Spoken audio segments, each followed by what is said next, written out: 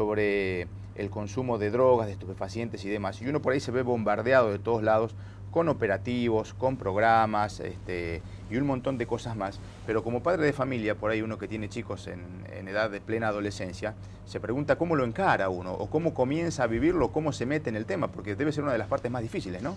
Sí, desde el psicoanálisis lo vemos desde dos lugares, desde el lugar de la sociedad y desde el lugar del sujeto. Desde el lugar de la sociedad ya lo debo tener cansado, siempre lo mismo, la caída de los valores, de lo que llamamos la metáfora paterna, de la función simbólica del padre, de esos valores condensadores que contenían la figura del padre, la figura del juez, la figura del médico, la figura del buen vecino, la figura del vigilante, la figura del docente, figuras que se fueron cayendo y que servían como sostén. Cuando se cayeron, la dimensión de lo compulsivo se disparó, la dimensión de lo imaginario se disparó y quedó todo bajo descontrolado. Desde la dimensión del sujeto, desde el psicoanálisis propiamente dicho, cuando uno tiene un sujeto en el diván, ¿no?, que se droga, hay una ruptura estrictamente entre el sujeto y su relación con los genitales. Y no hablo de sexualidad humana acá, porque la sexualidad humana es muchísimo más complejo que lo genital. El consumo de droga es una ruptura del sujeto en su relación con su genitalidad y no con su sexualidad. La sexualidad del sujeto puede seguir funcionando igual en el sujeto que se droga, a través de la imaginación, a través de la vista, a través del oído, a través de la seducción, a través de miles de mecanismos, pero hay una ruptura con lo estrictamente genital. O sea, hay una ruptura de la relación con lo genital. ¿Y por qué se produce esa ruptura? Precisamente por este fenómeno social, o sea, la caída de la función simbólica paterna genera el crecimiento de la dimensión de lo imaginario y de lo compulsivo, y queda todo totalmente descontrolado. Y a partir de esa ruptura, ¿qué es lo que sucede? ¿Cómo trabajan ustedes y, en este caso, hacia dónde se encamina el paciente?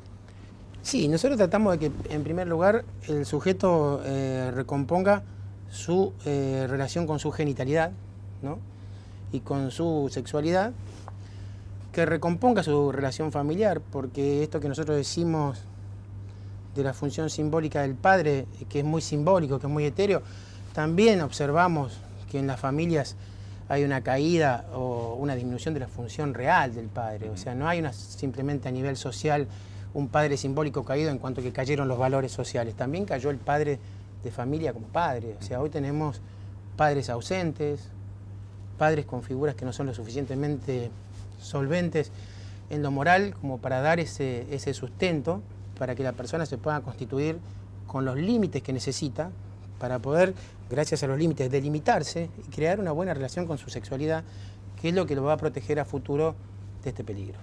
Cuando hablas de padre ausente, ¿qué es lo que más complica? ¿El padre ausente físicamente o el padre presente en la casa y delante del chico, pero ausente sentimentalmente? No, yo no creo que tenga que ver con lo sentimental, creo que tiene que ver con los valores. Bueno, en este caso traslademos lo sentimental a los valores. ¿Cuál perjudica más? Los valores, la caída de los valores. El doble mensaje, el doble discurso. Creo que la caída de los valores es determinante. Un padre, llámese padre de sexo masculino o madre, jefe de familia, quien fuere, o abuelo, que transmita un discurso donde no hay valores, que le transmita al chico un discurso donde, y bueno, dale si todos lo hacen, y bueno, dale si total... o sea, la transgresión a determinados valores que no se deberían haber violado nunca, ¿no? Creo que ese es el mayor daño, porque eso hace caer los límites que al sujeto lo constituyen. La persona, el ser hablante en psicoanálisis, consideramos que se constituye por los límites, ¿no? Entonces, cuando se empiezan a caer los límites, la persona se desmadra. Se rompe su relación con la sexualidad, porque para relacionarse sexualmente con otros tiene que limitarse. La persona, para poder tener una vida sexual plena, tiene que limitarse, porque para poder relacionarse con otros tiene que privarse de un montón de cosas, limitarse en un montón de cosas, ponerse freno, ponerse límite. Ante esa imposibilidad, la persona encuentra un cortocircuito mucho más fácil, que es el goce con el objeto droga, ¿no? Entonces, yo creo que la función de la familia es una función determinante. El chico me salió drogadicto no es un término que los padres puedan decir así. ¿Y sacarse un peso de encima? Si para ellos es un peso, mejor que se lo saquen de encima, creo que le van a hacer un bien. O sea, si para ellos el hijo es un peso, creo que lo mejor que podrían haber hecho... una responsabilidad más que un peso que sacan de encima, diciendo, hice lo que pude, hasta acá llegué, pero sí, pero eso es cínico. Eso es cínico porque más de una vez ellos saben muy bien que el matrimonio de ellos es un fracaso, que se casaron por motivos que nada tenían que ver con los valores, se casaron por dinero, se casaron por miedo a la soledad, se soportan por motivos que nada tienen que ver con los motivos por los cuales tendrían que estar juntos, y transmiten un doble mensaje de la familia Ingalls y puertas adentro se matan. Entonces, ese doble mensaje tiene muchísimo que ver, ellos lo saben perfectamente, y es una especie de salvoconducto, quiere decir, el chico me salió por la Junta, por los amigos, por el Estado, por... Creo que es una respuesta cínica, creo que los padres saben perfectamente que ellos son los únicos que pueden llegar a cambiar la historia. Cuando uno habla con un chico adolescente adicto y el chico empieza a hablar, en su discurso aparece rápidamente el problema con los padres, desde la incomunicación, la incomprensión, pero lo más grave es la caída de los valores. O sea, como que no tienen una figura de la cual agarrarse fuerte, ¿no?, para constituirse. Gerardo, y más allá de esa famosa frase que de la droga no se vuelve o es muy difícil volver y todas esas cosas que se dicen, si hay buena predisposición del paciente, del chico, ¿es rápida la vuelta a la recuperación de esos valores o cuesta? Cuesta mucho. Cuesta mucho porque la persona está aferrada a ese síntoma, porque la persona se tuvo que constituir en base a ese síntoma.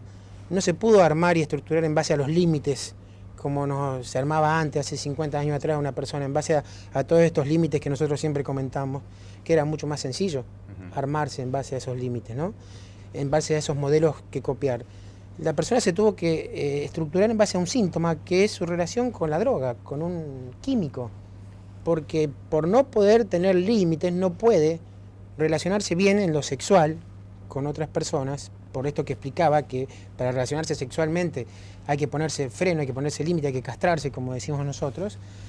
Entonces, lógicamente, le resultó más fácil relacionarse con el objeto y es muy difícil desestructurarlo de eso, porque ya se estructuró así. O sea, tiene que desestructurarse, sufrir toda la angustia que implica abandonar ese objeto que es el único amarre que él tiene para no caerse, y reestructurarse de vuelta en base a valores que él tendrá que fundar y refundar, pero necesita nada menos que de su padre, de su madre, en lo posible biológico, que sería lo ideal, una gran colaboración, pero en este sentido, en el sentido del afecto y en el sentido de los valores, y nunca el doble mensaje. O sea, en una familia en donde el padre y la madre se casan por dinero, si después el hijo, entre comillas, le sale drogadicto, no es que le sale drogadicto, es que ahí hubo un valor que se tiró por el suelo, el valor de la familia, el primer valor tirado por el suelo. Por ejemplo, si se soportan por cuestiones sociales, por el que dirán, o sea, se está tirando por el suelo, se está pisoteando el valor de la familia. Entonces, si usted está tirando los valores al suelo, ese chico se va a estructurar en base a un químico y no en base a un valor. Gerardo, vos me contás cómo se trabaja desde lo profesional y en lo particular.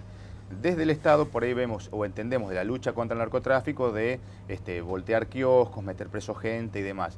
Pero ¿cómo trabaja el Estado en esto de recuperar? ¿Cómo podría un gobernante? Yo creo que tendría que restaurar los valores que se cayeron y que servían de sostén.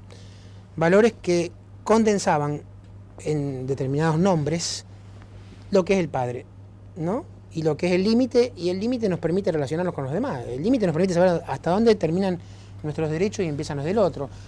Los valores simbólicos del padre nosotros lo nombramos siempre, pero es lo que hace 50 años atrás eran motivo de orgullo. El doctor, y digo el doctor y no digo el médico, el juez, el maestro, ¿no?, el deportista como Fangio, ¿no?, el gobernante mismo, que hoy mismo están desprestigiados.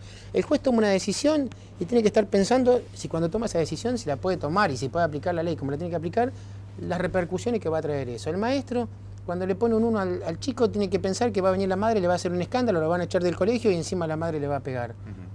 El médico, cuando toma una decisión, tiene que pensar que no, que si tomo tal o cual decisión me pueden llegar a echar del lugar donde trabajo. Entonces, no se está trabajando, no se está funcionando en función de sostener esos valores, se está funcionando a la deriva, ¿no?, a lo que la sociedad actual impone. Y las consecuencias están... Y así nos va. Y así no va. O sea, el gobernante debería respaldar al juez, respaldar al vigilante de la esquina, respaldar al doctor, respaldar al maestro, respaldar al buen vecino y respaldar al padre de familia. Respaldarlo. Digamos, yo te respaldo. No importa lo que pase, yo te banco. Como quien dice, tomá las decisiones duras que tengas que tomar, yo te banco. Vio como a veces en las empresas le dice el de arriba, bueno, tomá las decisiones que tengas que tomar, que yo te banco, te respaldo. Eso es lo que hace falta.